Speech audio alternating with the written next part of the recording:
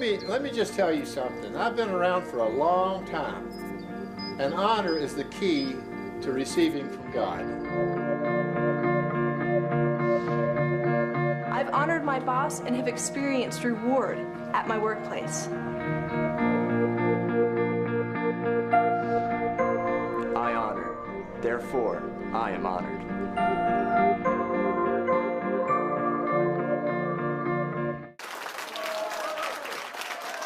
Amém!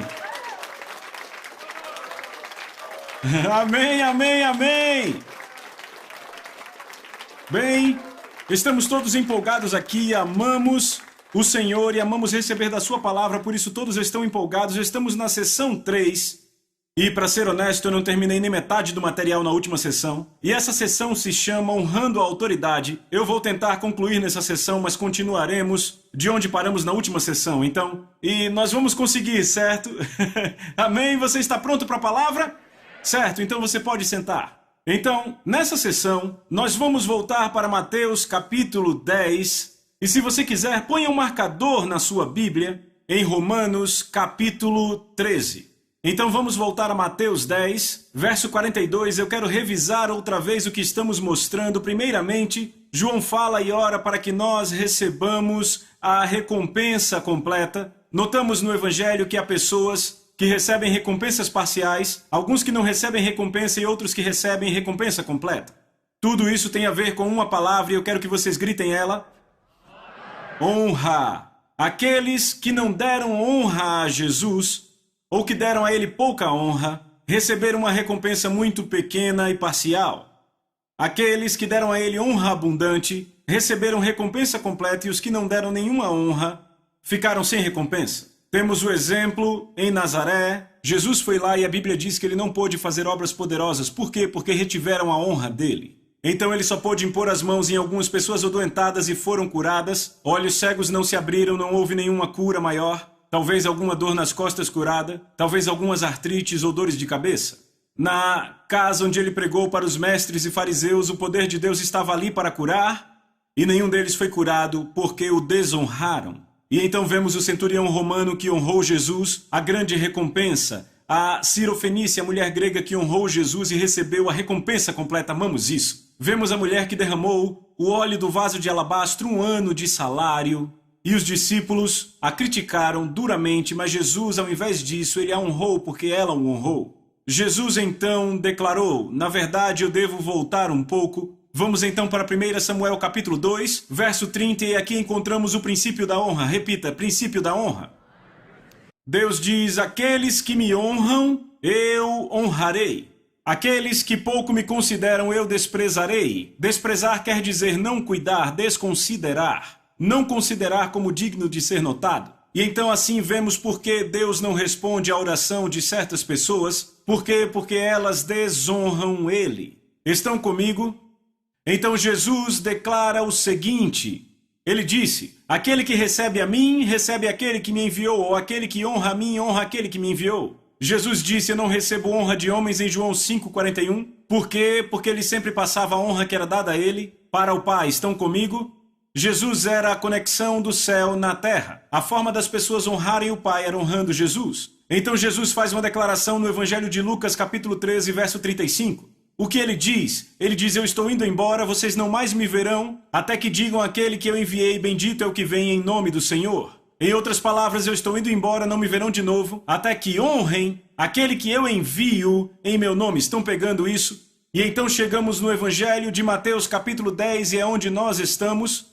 Porque esse princípio é verdade, porque em João 13, 20 ele diz: aquele que recebe ou honra quem eu enviar, recebe ou honra a mim. Aquele que recebe ou honra a mim, recebe ou honra o Pai que me enviou. Então, quando recebemos alguém que Deus enviou a nós, estamos então honrando Jesus e honrando o Pai. E então o que o Pai diz: aqueles que me honram eu honrarei.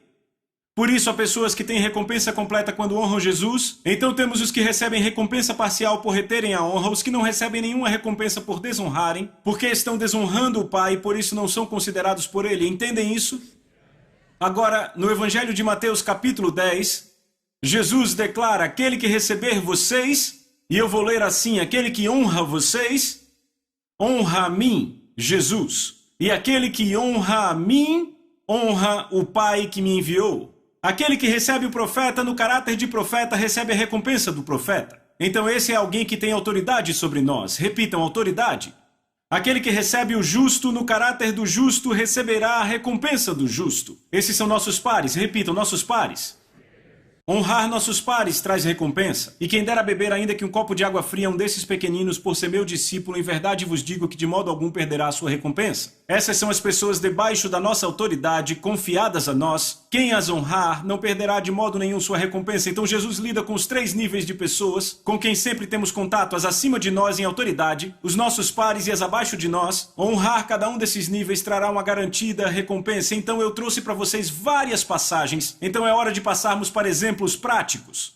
Eu tenho certos amigos que eu conheço pessoalmente. Quando eu penso nesses amigos, o primeiro que vem à minha mente é um homem chamado T.L. Osborne.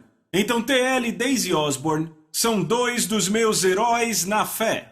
Na década de 1980, Lisa e eu quase fomos trabalhar com os Osborne. Eles nos ofereceram emprego. Mais tarde, todos nós percebemos que não era vontade de Deus, embora estimássemos muito um ao outro. Mas já naquela época, T.L. e Daisy tinham levado milhões de pessoas a Deus. Na verdade, me disseram que foram 63 milhões de pessoas que ganharam para o Senhor Jesus Cristo. Isso não foi feito pela televisão. Foi feito nas suas enormes cruzadas, a maioria na África e Índia. E as suas cruzadas tinham entre 15 mil e 500 mil pessoas. Agora, nas suas cruzadas, ouçam com atenção, centenas de ouvidos surdos eram abertos em toda a cruzada.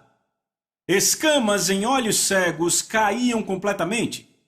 Em toda a cruzada. Pessoas que não podiam andar, andavam em suas cruzadas. Certo? Os tumores nas pessoas se dissolviam e desapareciam. Pessoas que tinham pernas talvez desse tamanho, talvez com um pé nessa altura e a outra perna assim, aquilo crescia nas cruzadas. Eu lembro de um dos milagres que os Osborne contaram para mim e para Lisa, que realmente me impactou. Eu me lembro que recentemente eu contactei apenas para confirmar o que a minha memória lembrava e ele disse que era verdade. Mas a Daisy nos contou que eles estavam fazendo uma cruzada na África e entre os encontros, uma mãe veio até a Daisy e tinha um bebê morto nos braços. O bebê estava coberto com tecidos, o seu rosto coberto, e a mãe disse: "Esse é o meu bebezinho morto. Você oraria por ele para ele viver?" Daisy pegou o bebê nos braços e começou a fazer uma oração bem simples. Depois de alguns momentos de oração, ela ouviu tosses e espirros embaixo do lençol. Ela abriu o lençol do bebê, olhou para o bebê. Lá estava o bebê vivo e ela cobriu o bebê de volta. Entregou de volta à mãe. Quando a mãe, tirou o lençol do rosto do bebê, a mãe ficou elétrica de tão empolgada. Ela começou a gritar de empolgação e Daisy ficou confusa. Ela pensou, por que a mãe ficou tão empolgada depois de abrir o lençol? Por que ela não ficou empolgada assim que ouviu o bebê tossindo e espirrando nos meus braços? Então Daisy perguntou ao intérprete, que perguntou à mãe, que respondeu ao intérprete, que respondeu a Daisy o seguinte. Entenderam? A mãe disse através do intérprete: "Meu bebê nasceu com um olho. O outro olho não estava nem lá, era um espaço vazio. Quando eu abri o lençol, lá estava o meu bebezinho com 2 belos olhos olhando para mim." Eu lembro de outro amigo meu que faz cruzadas na África, principalmente na Etiópia e Sudão. O público das suas cruzadas varia de 15 mil a 300 mil pessoas. Nas suas cruzadas ele vê centenas de surdos curados. Ele vê vários cegos enxergarem, vários aleijados andarem instantaneamente. Não a última vez que eu o vi, mas a vez anterior a essa, eu estava sozinho com ele no escritório e ele disse para mim: "John, nesse último encontro eu tenho que te contar, havia um cara chamado Homem Macaco. Todos conheciam o Homem Macaco. Ele disse ele era tão cheio de demônios que ele vivia nas árvores totalmente nu. Ok, não conseguiam domá-lo, não conseguiam mantê-lo vestido, então um grupo de homens o agarraram e o acorrentaram, literalmente acorrentaram, e o trouxeram à minha cruzada. Ele disse, eu nem sabia disso. Ele disse, enquanto eu estava pregando, eu vejo esse homem voando no ar a 2,5 metros de altura. E ele caiu. Ele disse, eu pensei que o cara tinha morrido. E ele disse, mas no dia seguinte ele estava na minha plataforma, testemunhando, vestido com um belo terno, como Deus o tinha curado.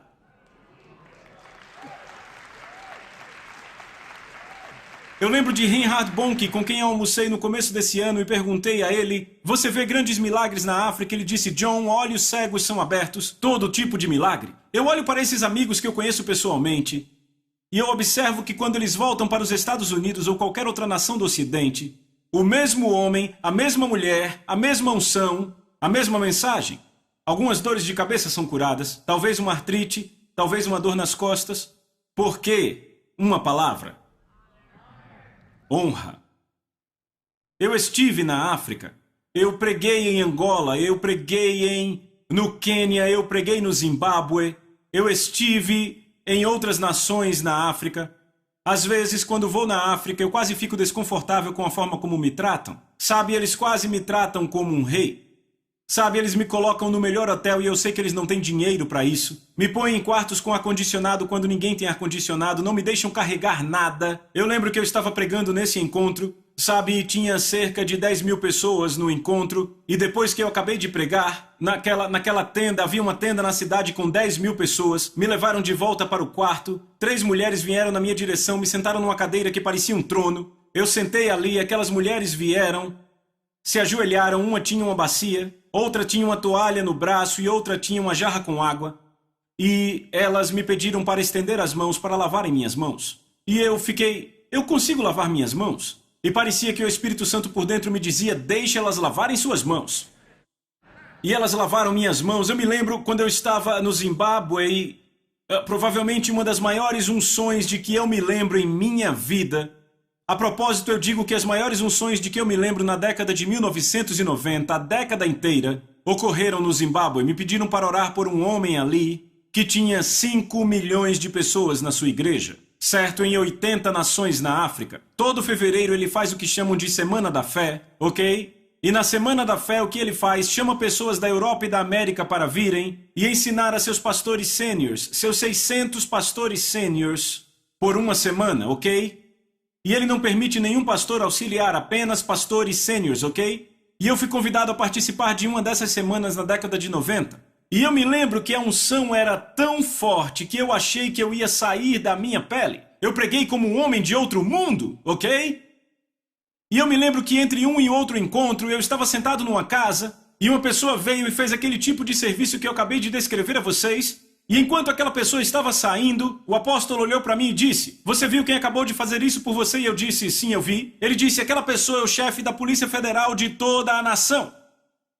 Eu disse, e ele fez isso por mim? E ele olhou para mim meio confuso e disse, você é o homem de Deus, não é? E de repente eu pensei, não entendemos, não pegamos isso na América. Simplesmente não entendemos. Uma das unções mais poderosas debaixo da qual eu operei, nos meus 18 anos de viagem por todo o mundo, foram em nações do terceiro mundo ou em desenvolvimento, foram em prisões ou em bases militares. Por quê? Porque esses 3 lugares normalmente entendem honra e autoridade. Estão comigo? Eu me lembro quando eu finalmente descobri que não tinha nada a ver comigo como pregador, mas tinha tudo a ver com a forma como me receberam. Me pediram para pregar numa igreja na parte sul dos Estados Unidos na década de 90, e eu lembro que o pastor presidente disse para mim, ouça, o nosso culto não começa até às 11 e eu sou o capelão, assistente na prisão. Nós temos uma prisão que é a prisão de segurança máxima número 1 aqui, nessa comunidade. E eu sou o capelão assistente. Você se importaria em participar do culto de domingo de manhã lá às 8? Eu disse, não, eu adoraria. Então eu lembro de ir para aquela prisão às 8 da manhã, cerca de 100 a 130 homens naquela prisão, naquele culto na capela, ok? Sabe, havia 1.600 homens em toda a prisão, mas apenas 130 vieram para o culto naquele domingo de manhã. Eu lembro que o louvor e a adoração foi maravilhoso. Sabe, a presença de Deus, eu olhei para o líder do louvor e os seus olhos estavam completamente limpos. Eu lembro daqueles caras cantando, eu subi para pregar e naquele dia eu preguei como um homem totalmente selvagem. Sabe, eu quase saí do meu corpo, eu fiquei pregando ali realmente de uma forma selvagem, correndo de um lado para o outro, naquela plataforma ali na prisão e, sabem, enlouquecendo e aqueles caras ali em pé. Isso, sabe? E eles gritavam enquanto eu pregava. Então pela próxima hora e meia o Espírito Santo se moveu ali que você não acredita. Os caras ficando cheios do Espírito Santo, caras curados, outros chamados para o ministério, todos pelo chão chorando e gritando. Ok? Sabe, o líder do louvor, eu cheguei para ele e perguntei por quanto tempo você vai ficar aqui? Ele olhou para mim direto nos olhos e disse, eu cumpro 3 prisões perpétuas, senhor. E eu, ok, esse cara matou pessoas. E ainda assim seus olhos estavam limpos como eu não vejo muitas pessoas na igreja. Então, meu assistente que estava viajando comigo, meu assistente de viagem, sobe na plataforma chorando, ok? E ele disse, se eu vivesse nessa comunidade, essa seria minha igreja local. O lugar veio abaixo. Então, o pastor, eu e meu assistente voltamos para o carro, voltando para a igreja, estávamos em stand-by, fora de área ou temporariamente desligado, ok? A gente poderia ir voando para aquela igreja. Estávamos, rapaz, hoje foi demais e eu acredito que o culto vai ser ainda melhor porque a glória daquela prisão vai invadir a igreja. Eu entrei naquela igreja, o culto das 11, eu mal consegui pregar. Eu mal consegui falar, a unção estava retida. Eu não conseguia pregar. Lembra que ele não pôde fazer obras poderosas? Eu não conseguia pregar. Eu fiquei tão triste com aquelas pessoas. Quando eu terminei, 90% estavam no altar.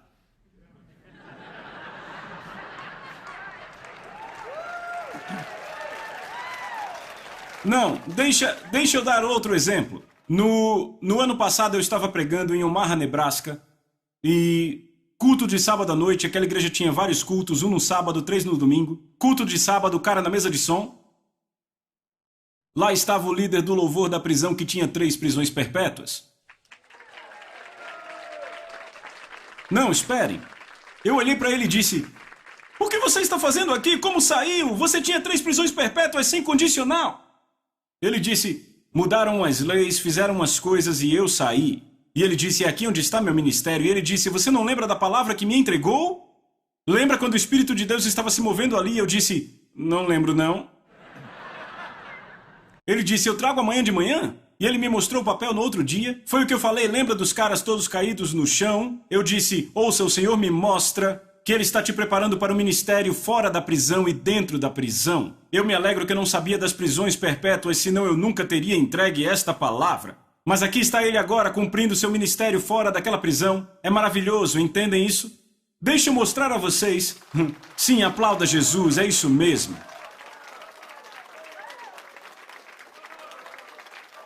Deixa eu mostrar a vocês que não tem nada a ver, que por toda a Bíblia não tem nada a ver com o mensageiro, mas ao invés disso, como o mensageiro é recebido. Quantos lembram que no livro de 1 Samuel há um homem chamado Eucana? Lembram de Eucana? Eucana tinha 2 esposas, Ana e Penina. Graças a Deus não fazemos isso hoje. Ok? Eu sou homem de uma mulher, obrigado. Mas então, ele tinha 2 esposas, Eucana tinha 2 esposas, Ana e Penina. Então, Penina era uma máquina de bebês. Ela tinha um bebê ano após ano, após ano, após ano. Ana era estéril, não tinha filhos. E naquele tempo, lembre que a forma de mostrar que você amava o marido era ter vários filhos, principalmente meninos, certo? Graças a Deus que Jesus nos libertou disso hoje, amém? Certo. Mas então, era assim que viam naquele tempo. Vamos lá. Ano após ano, eles iam para o lugar onde ficava o tabernáculo. E Penina tinha outro bebê para apresentar ao Senhor, certo? Enquanto isso, Ana era estéril. Seu útero era fechado, ok? Não pode ter filhos. E para piorar tudo, Penina tinha garras. Olhava para Ana e dizia, onde está seu amor, querida? Vamos, onde está o amor por nosso marido? Onde está o filho? Mostre seu filho, garota. Veja meus filhos. Eu trouxe mais um para apresentar ao Senhor. E onde está o seu, hã? Você não ama seu marido? Então Ana pensa, já deu.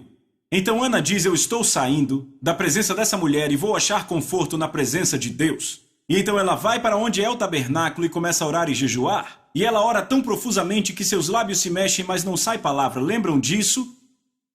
Seus lábios se mexem profusamente, não saem palavras, e Eli, que é o pastor presidente, olha para Ana, orando, com os lábios mexendo sem palavras, e diz, ô mulher, você está bêbada? Livre-se do vinho. Imagina se Ana fosse americana. Aquele pastor teria se dado mal. Ela diria, o quê? Você não consegue reconhecer quando uma mulher está jejuando e orando, se entregando a Deus? Você não reconhece? Que tipo de pastor é você? Que tipo de igreja é essa? Ah, eu vou contar a meu marido, vamos sair daqui, vamos para a igreja do outro lado da rua. Ela teria feito isso. Teria perdido sua recompensa. Mas ela não fez isso. Ela olhou para Eli e ela disse, não, meu senhor, S minúsculo, vem a honra que ela deu a ele. Ela disse, não, meu senhor, a sua serva não está bêbada. Eu estou abrindo meu coração a Deus em petição. Eli olha para ela e diz, segue o teu caminho e que o Deus de Israel dê o que você pede. ela vai e dentro de 1 ano ela tem o bebê Samuel que traz avivamento para toda Israel. Agora ouçam. Aquilo pelo que ela orou por anos não foi respondido até que esse sacerdote perdido e insensível, que a propósito Deus disse que não haveria perdão nem para ele nem para a sua casa para sempre. Agora posso dizer algo? Isso é algo que você nunca vai querer que Deus fale sobre você? Sem perdão para você ou para a sua casa para sempre? Mas foi exatamente o que Deus disse sobre Eli? Sem perdão para você ou sua casa para sempre? Então Deus usa esse sacerdote fanfarrão e sem perdão para liberar a recompensa para a qual ela creu por anos. Porque ela honrou o homem que sem cerimônias insultou a ela. E porque ela o honrou quando ele a insultou, ela teve recompensa completa e toda a nação foi avivada. Eu quero que você vá comigo, por favor, na sua Bíblia, para Romanos capítulo 13. E deixa eu dizer isso antes de continuar a discutir a recompensa de um profeta ou líder. Precisamos primeiro falar da importância ou valor de uma autoridade. Uma vez que essa verdade é estabelecida em nosso coração, podemos sinceramente e efetivamente honrar aqueles que estão sobre nós. Ouviram o que eu disse? Certo? É muito importante entendermos a autoridade para que nós, o quê? Possamos sinceramente e efetivamente honrar, porque a honra começa no coração. Você pode sair por aí e dizer, líder, eu realmente te respeito e por dentro você está...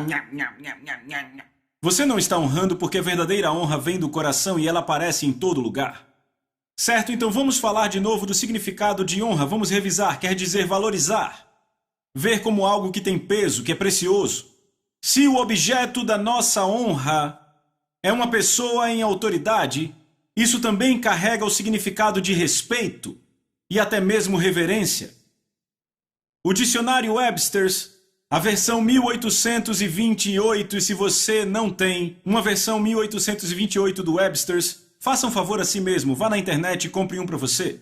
O Webster's define, porque esse é o Webster's original. Ele define honra como reverenciar, respeitar, tratar com deferência e submissão e realizar obras relativas a isso. Então vemos além disso que a submissão à autoridade é um aspecto da verdadeira honra. Dizer que honramos, mas nos recusarmos a nos submetermos é enganar a nós mesmos. Preciso dizer de novo?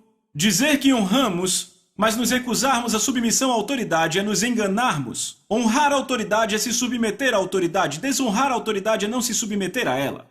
Falamos do oficial romano que claramente entendia isso. Então, existem 4 divisões de autoridade. Eu quero falar sobre isso. Se olharmos em Romanos capítulo 13, versos 1 e 2, eu quero que leiam comigo, ok?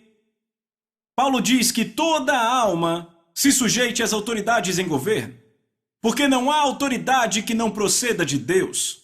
E as autoridades que existem foram designadas por Deus. Então todo aquele que resiste à autoridade resiste à ordenança de Deus. Uau! Número 1. Isso é uma sugestão. Eu não ouvi vocês. É uma recomendação. É uma ordem. Então Deus ordena através do apóstolo Paulo que toda alma, deixa eu perguntar, toda alma inclui você? Definitivamente me inclui, certo? Então Deus ordena que toda alma seja sujeita às autoridades em governo. Então, devemos perguntar quem são essas autoridades em governo? Quem são elas? Certo, no texto específico de Romanos capítulo 13, Paulo está falando de autoridades civis. No entanto, deixa eu dizer isso, é muito importante. Essas palavras de exortação se aplicam não só a governo ou líderes, mas também se aplicam a outras áreas de autoridade delegada. Existem 4 divisões de autoridade delegada das quais Deus fala no Novo Testamento. 4 divisões de autoridades delegadas. Quais são? Autoridade civil. Repitam, civil. Que são o que? Autoridades do governo, vereadores, juízes, bombeiros, polícia, estão acompanhando? Autoridades civis é do que Paulo está falando especificamente em Romanos 13. Autoridades sociais. Repitam, autoridades sociais. Quem são autoridades sociais? São os chefes, empregadores, treinadores, professores, etc. No nível social, temos a autoridade doméstica ou autoridade familiar. Sabemos bem disso, o marido é o cabeça do lar e os filhos submissos aos pais. Número 4 é autoridade da igreja. Repita, autoridade da igreja. Então, deixa eu deixar isso muito claro, ok?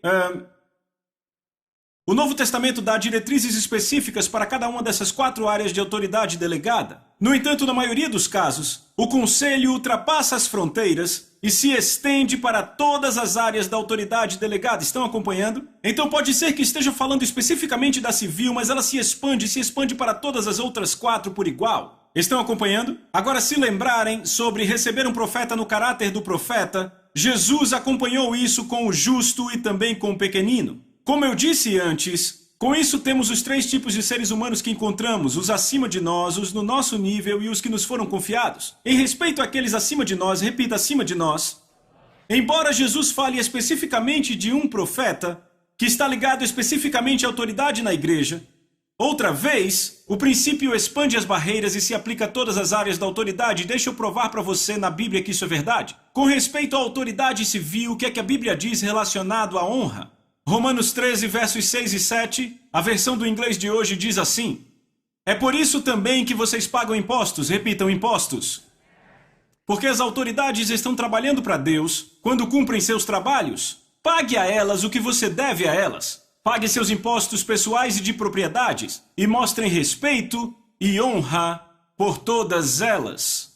Já notou que, como crente, você percebe a honra pulando do seu coração quando vê um policial? Como crente, a resposta correta seria amém. Certo, e quanto às autoridades sociais? Deus diz para honrarmos autoridades sociais, chefes, professores. 1 Timóteo 6,1 na versão padrão da América, que tantos que são servos debaixo de jugo contem seus próprios mestres como dignos de toda a honra. Repita, toda a honra. Agora, como leríamos isso hoje? Leríamos assim: que todos quantos são empregados por contrato considerem seus chefes como dignos de toda a honra. Ou poderia ser assim: que todos os estudantes considerem seus professores como dignos de toda a honra, ou treinadores, etc., certo? Com respeito à autoridade familiar, Efésios 5:33 diz que a esposa cuide para respeitar ou honrar seu marido. E quanto aos filhos diz: honra teu pai e tua mãe, que é o primeiro mandamento, com promessa, para que possas ir bem e para que tenhas uma longa vida sobre a terra. E com respeito à autoridade na igreja, 1 Tessalonicenses 5, 12 e 13 diz: irmãos e irmãs, honrem, repitam, honrem aqueles que são seus líderes na obra de Deus, que trabalham duro por vocês e os alertam contra tudo que é errado. Pensem o melhor deles e deem a eles um amor completo. Então vemos que Deus diz para você honrar todas as 4 áreas da autoridade delegada. Se você honrá-los, Deus diz que em honrar as autoridades, o que acontece? Você tem recompensa. Agora, nas próximas sessões, eu vou falar de cada uma em detalhes. Vou falar de autoridades civis, das autoridades sociais, da autoridade do lar e também vou falar de quê? Da igreja. E então entramos nos pares e daí aqueles confiados a nós. Então, vamos falar sobre um reino, o reino de Deus, certo? Devemos lembrar que o reino de Deus é simplesmente isso. Um reino, repita, um reino.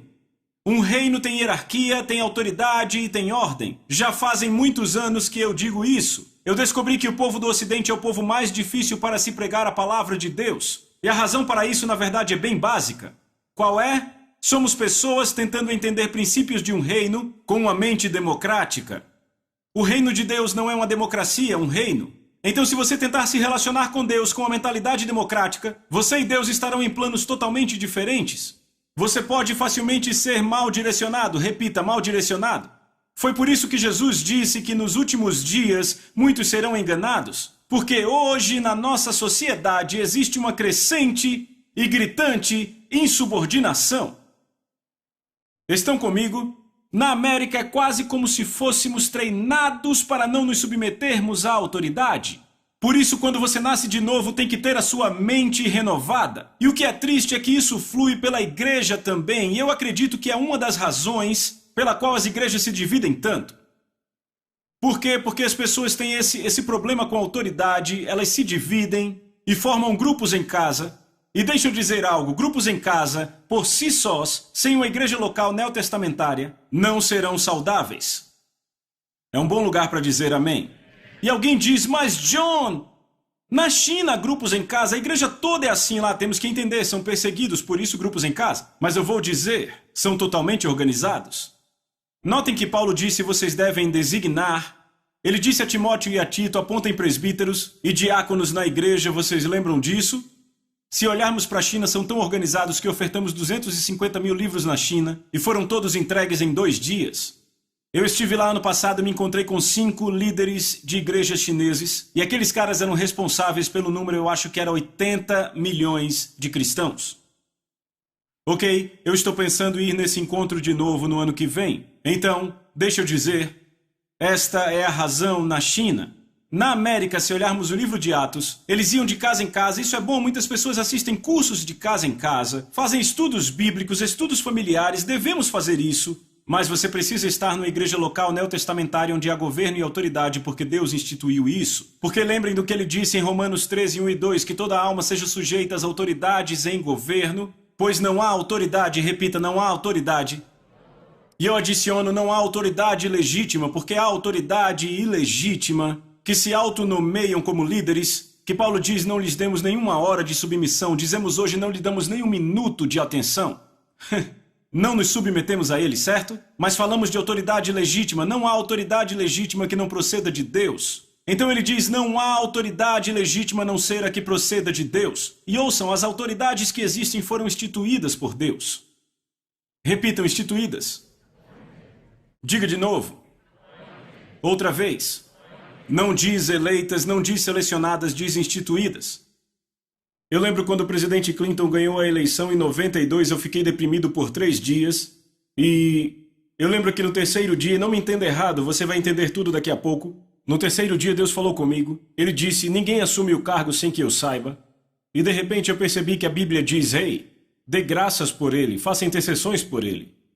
Ore por ele, porque para que eu viva uma vida tranquila e mansa com toda piedade e respeito. Há uma recompensa por honrar meu presidente. Sabe o que aconteceu quando comecei a orar pelo presidente mesmo sem ter votado nele? Um amor tamanho cresceu por ele dentro de mim.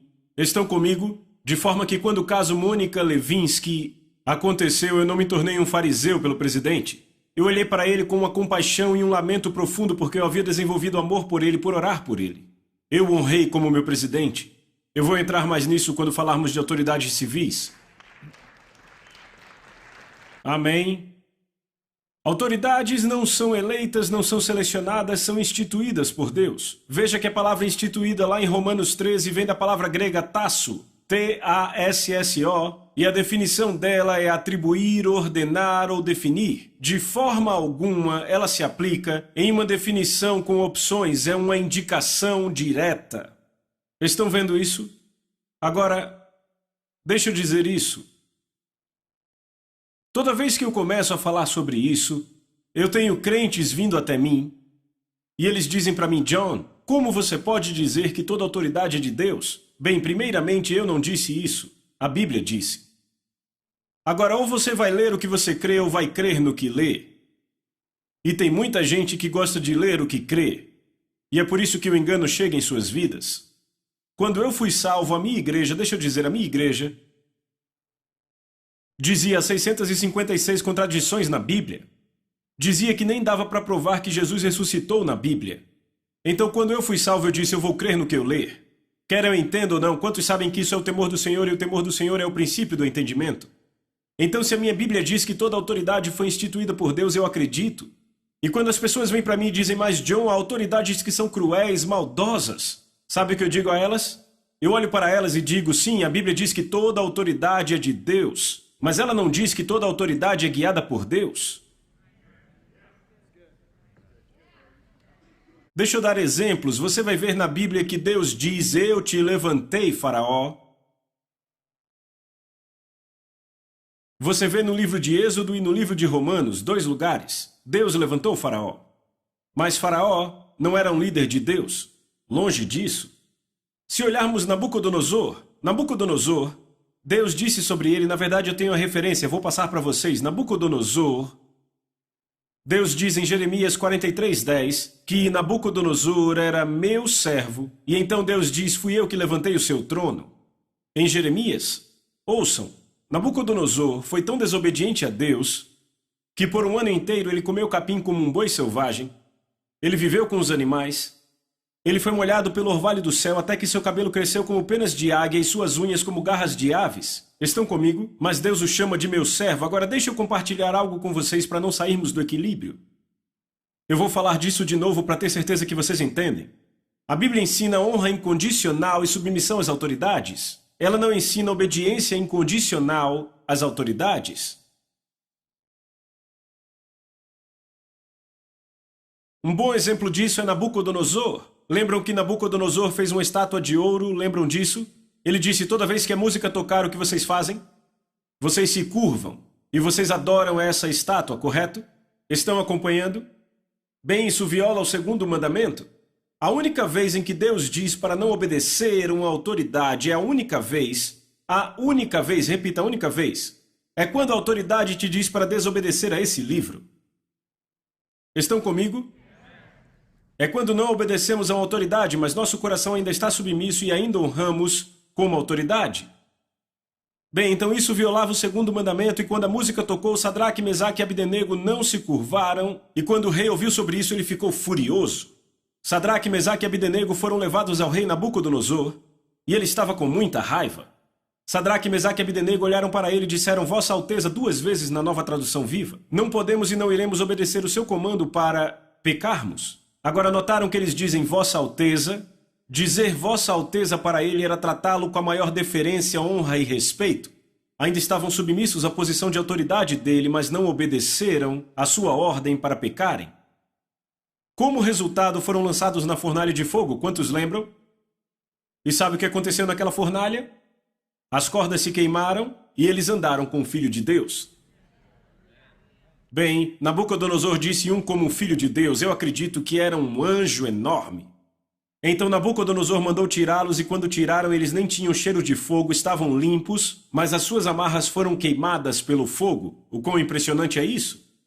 E então sabe o que a Bíblia diz? Estão prontos?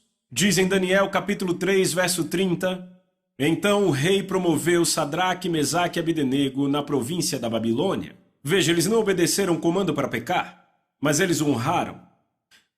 Ele era um rei piedoso, não comendo capim como um boi e criando ídolos. Mas eles o honraram, e o que aconteceu? Receberam a recompensa completa, foram promovidos. Isso pode não acontecer com o seu chefe e você ser promovido, eu vou falar disso, das autoridades civis e sociais. Mas vocês estão tendo o entendimento de que Deus é aquele que estabelece autoridades. Deixa eu terminar dizendo isso. Se você realmente é nascido de novo, então você já conhece a Deus, e se você o conhece, você conhece a autoridade dele, porque Deus e a sua autoridade são inseparáveis. Me mostre alguém que não respeita a autoridade, que não honra a autoridade, e eu te mostrarei alguém que realmente não nasceu de novo. Você diz, John, como você sabe? Jesus disse que se conhece pelos frutos. Qualquer um que não tem respeito pela autoridade, que não honra a autoridade, é alguém que não nasceu de novo. Veja Davi teve um líder muito mau, que a propósito Deus pôs sobre ele, mas Davi o honrou, mesmo depois de Deus julgar Saul, Davi o honrou. E quer ouvir sobre a recompensa de Davi? Quer ouvir a recompensa de Davi? Ouçam isso. Deus disse em Salmos 89, ouça, Davi não o tocou, mesmo quando seu servo disse para matá-lo, mesmo quando o encorajavam a matar seu rei, Davi não fez isso, ele viveu 14 anos em desertos. E finalmente, Deus julgou Saul. Quando Deus julga Saul, Davi sabe disso e canta uma canção de amor para Saul e Jonatas. Então ele honrou o homem mesmo depois de julgado. E quer ouvir o que Deus disse sobre Davi? Salmos 89, do 20 ao 24. Encontrei Davi, meu servo, com meu santo óleo ungi, com quem a minha mão será estabelecida.